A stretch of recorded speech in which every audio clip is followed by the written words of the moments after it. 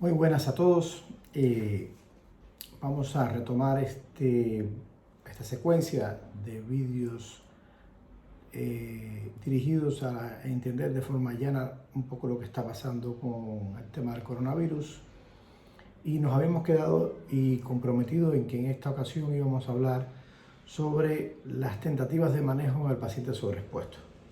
Hoy, en realidad, hay una situación que es extremadamente obvia, absolutamente evidente, mas no le damos valor porque literalmente no lo estudiamos. ¿Qué es? Es la inmune susceptibilidad del individuo. Tenemos una cantidad enorme de pacientes con niveles muy bajos de elementos que actúan como potenciales interruptores en la subida rápida del sistema inmune una vez que se enfrenta a cualquier agresión, en este caso viral. Estos elementos básicamente son extremadamente sencillos de estudiar, más en general, desde el punto de vista 100% convencional, el concepto es que si usted desayuna, come y cena, posiblemente o lo que debía pasar es que no tuviese ningún déficit. O sea, usted estuviese cubierto de la A a la Z de aminoácidos, oligoelementos, vitaminas, minerales, ácidos grasos. Y eso, lo que los médicos y nutricionistas que trabajamos en este entorno, vemos que no es nada cierto, que es totalmente lo contrario. Hay una cantidad ingente de pacientes, incluso sanos, pacientes que están en ese halo de fenotipo intermedio que yo le llamo, o sea, con alteraciones múltiples que podemos evidenciar a través de ciertos estudios. Sin embargo, son pacientes que no manifiestan una patología específicamente en ese momento, pero que son muy vulnerables. Y esto explica lo que está pasando con la evolución tórpida de pacientes jóvenes o de pacientes teóricamente sanos, los cuales objetivamente es extremadamente posible que tengan unos niveles muy deleterios y muy bajos de minerales tan importantes como el zinc, que actúa fomentando el paso de linfocitos T en B, o sea, acelerando que los linfocitos dormidos se activen. Y esto es muy importante porque esto es como al individuo que va a la guerra darle el arma y ponerlo en el punto de tiro adecuado, en el momento adecuado. Hay déficit importante en la población de selenio, hay déficit importante sin duda, si esto lo sabe ya, bueno, hasta el que no quiere saberlo, de vitamina D.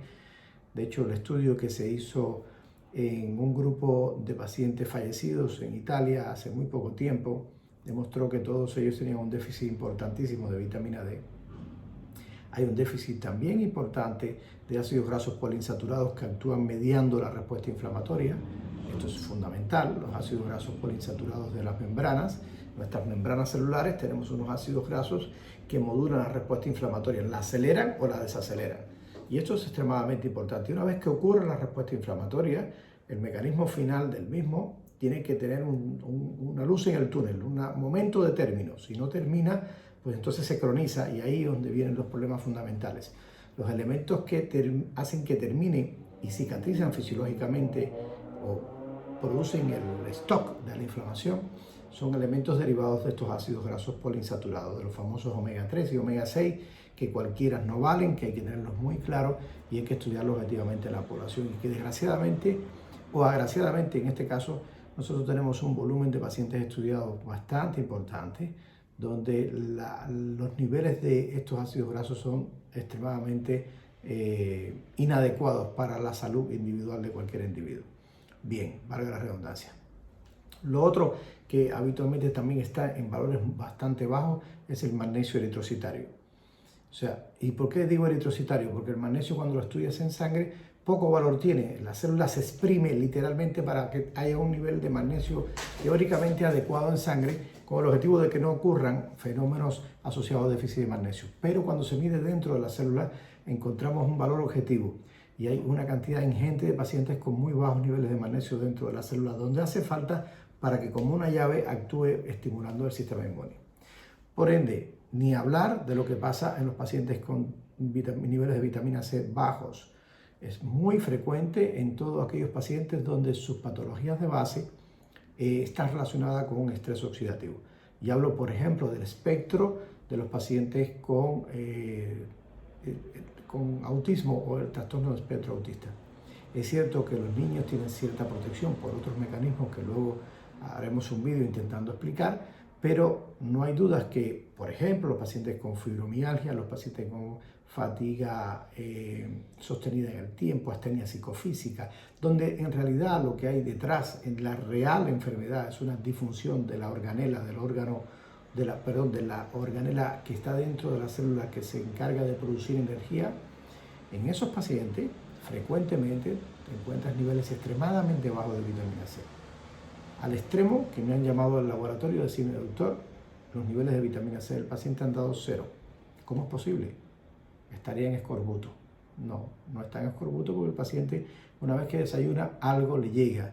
Pero la vitamina C actúa como un amortiguador del estrés oxidativo. Se entrega inmediatamente para intentar compensar la balanza entre cuánto me oxido o cuánto me reduzco. Y realmente en medicina, como en la vida, es un tema de equilibrio. Tiene que haber un equilibrio entre la velocidad de oxidación y reducción. ¿Es bueno tener estrés oxidativo? No. ¿Es bueno tener estrés reductivo? Tampoco. ¿Es bueno tener acidosis? No. ¿Es bueno tener alcalosis? Tampoco.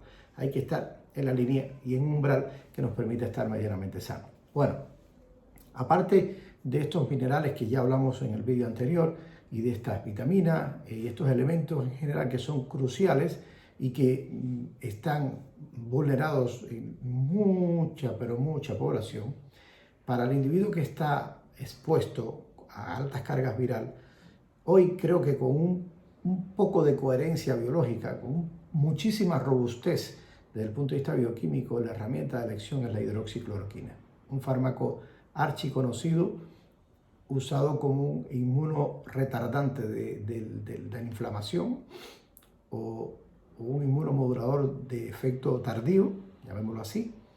Lo que hace es, tiene mecanismos diferentes que le hacen ser especial para este famoso coronavirus. En principio, uno de los factores que hace, o los factores a través de los cuales actúa, el primero es que inhibe literalmente la entrada del virus dentro de la célula. O sea, si yo inhibo la entrada del virus dentro de la célula, evito que se replique a posteriori, por supuesto, porque va a haber menos virus intracelular, y además evita que el virus salga de la célula.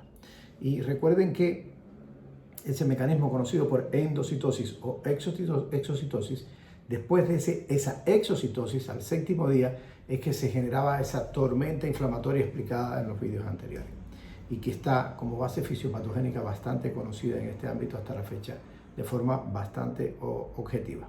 Bien, pues entonces si yo con este medicamento inhibo el ingreso e inhibo el egreso, estoy teniendo una labor extremadamente importante.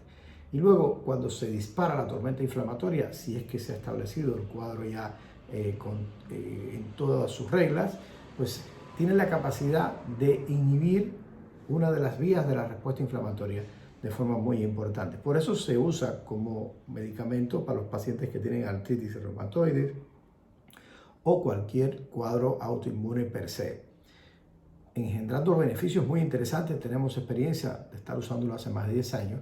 La cantidad de efectos colaterales que se le atribuyen hoy en día es realmente extremadamente infrecuente con el uso del mismo en los últimos 30, 40 años. Y se sabe de este medicamento hace 60 años. Por tanto, hoy estamos viendo oscuridad donde siempre había habido luz. ¿Por qué? Saquemos las consecuencias. Posiblemente si este medicamento costase 25 o 30 mil dólares el tratamiento, fuera un medicamento estupendo para todos los pacientes con COVID. El problema es que cuesta 6 euros, 7 euros, más o menos. Y eso es un tema complicado. Pero en esencia, el mecanismo de acción fundamentalmente, a grosso modo, es ese. Y tiene una peculiaridad extremadamente importante.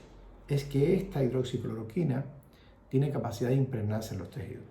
Si se impregna en los tejidos, esto favorece que si haces un ciclo y te expones a posteriori, aproximadamente, dice la farmacodinámica, que puede estar hasta 60 días en los tejidos de protección. Por eso tienes una protección pues justamente cercana a esos 60 días. Podríamos hacer ciclos, incluso cada 45 días con respecto a no perder ese valor de protección en aquellos individuos muy sobreexpuestos, que es un gran problema hoy. Estamos hablando fundamentalmente de los sanitarios que literalmente están expuestos a alta carga viral, que es donde mayormente se desencadenan todos estos eventos negativos. Esto es muy importante tenerlo en cuenta.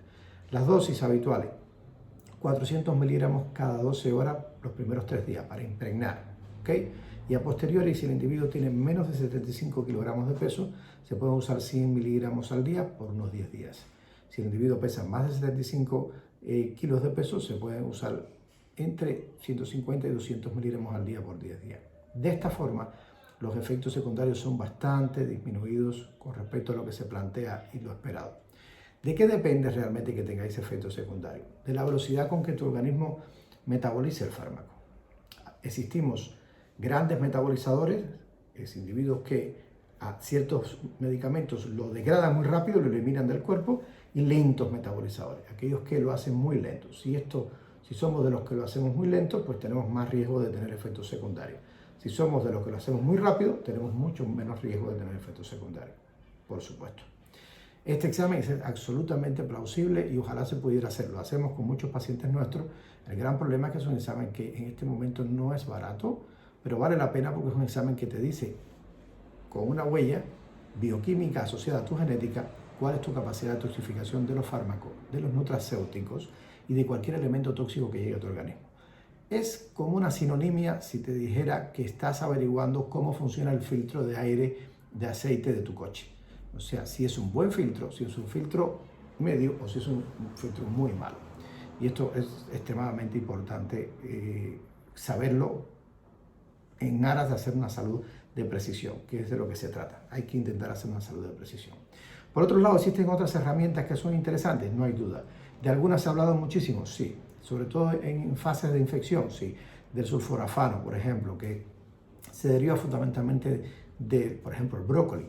El sulforafano tiene un efecto muy interesante antiviral, pero jamás se ha demostrado algo con el coronavirus, que es un poco lo que pasa con muchísimas otras herramientas. Por lo tanto, si bien con el virus de la influenza, el H1N1, ha tenido beneficios con la replicación del virus de la hepatitis C también, pues aquí con el virus del coronavirus, o sea, con el coronavirus no tiene un efecto que se ha demostrado. Y la famosa lactoferrina, que tanto se ha hablado de ella, es cierto que genera un beneficio incluso con otros coronavirus, sobre todo el SARS del 2003, pero el efecto que genera la lactoferrina es el de fomentar a través de unas uniones que se llaman glicanos, proteoglicanos, unas uniones a la célula que cuando llega el virus se entre más rápido o se lentezca y se limite el paso del virus al intracelular. Esto se ha visto sobre todo como elemento fisiopatogénico o mecanismo de acción de la lactoferrina en términos de protección, y se ha visto en estudios in vitro, que no es lo mismo que estudio en vivo o en humanos. Esto es muy importante tenerlo en cuenta. Recuerda lo que produce la heparina, tiene un efecto muy similar a ese bloqueo objetivo de este tipo de conexiones, digamos, llamarlo así. Estas son las herramientas más importantes que hay hasta la fecha, y posiblemente, sumado a esto, tener en cuenta varios factores. Hoy en día es muy posible que nos interese dejar de confinarnos y estar tan distanciados, mantener una alimentación saludable, hacer actividad física cada día. Si comes, te tienes que mover. Si te mueves, ya puedes comer. Descansar como Dios manda, que es extremadamente importante también. Respetar los ritmos circadianos, esto es muy importante. No dejar de tener una motivación en la vida, que es fundamental, a pesar de que caiga lo que caiga. De esta forma, optimizando estos minerales que hemos hablado, si estás expuesto usando la hidroxicloroquina, posiblemente tengas la mejor vacuna en tus manos. Porque esperar que venga una vacuna en un virus que ha mutado en 2 meses, 6 veces, es complicado. Entonces, intentemos aplicar el raciocinio. La mejor vacuna hoy en día es nuestra actitud y saber estos detalles que son sencillos y que se pueden poner en práctica. Y ojo, si empezáis a hacerlo, cuando lleves más o menos 2 meses, medir estos niveles en sangre, que no nos podemos ir al extremo, porque si demasiado zinc también genera problemas. ¿Ok? Seguimos.